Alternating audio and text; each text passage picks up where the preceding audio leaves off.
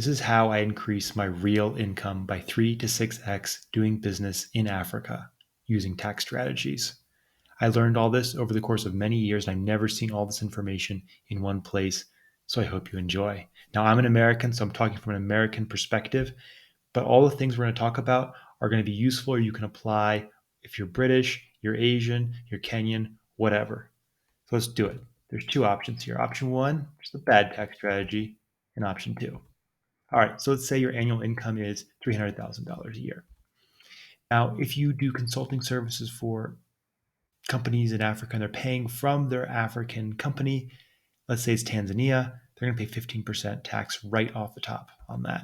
Then you're going to pay federal corporate tax if you're a C Corp of 21%, federal income tax as a US resident of 25% on that $300,000, self employment tax, an LLC or a C Corp, state annual company registration, state income tax if you're in California, state corporate tax in California, sales tax. Income after taxes is only going to be $92,000. That's the bad tax option. I'm going to show you something a lot better.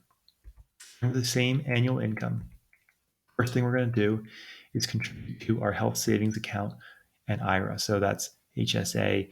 And that means that you can use that money in there tax free for any health issues you have. And then the IRA is the retirement account.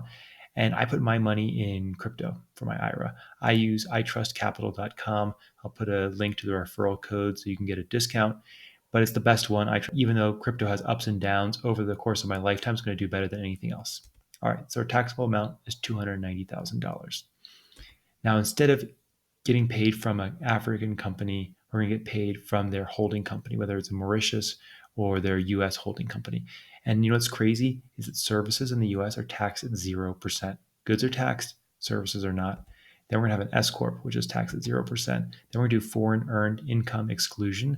So if you're outside the US for at least 11 months a year, you're taxed at as little as 0%.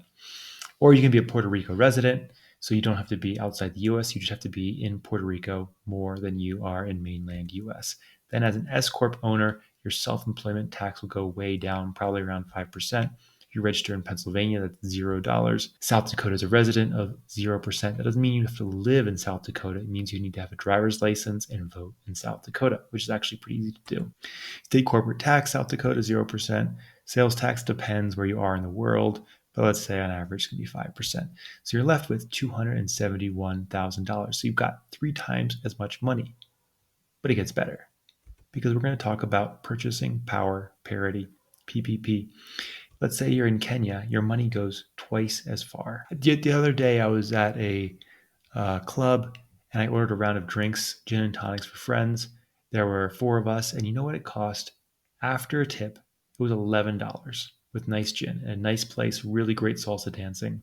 And that's what your money can do for you here. In real income, you're going to have 92,000 with the bad option, or $620,000, more than 6 times as much money if you use this better option. This is what I do. Hopefully this was helpful to you. You got to see it all in one place. I've never seen all this in one place before.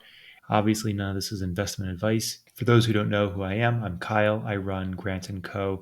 We raise capital for companies raising between $100,000 and $10 million. So if you're in that range, you're raising capital, feel free to get in touch.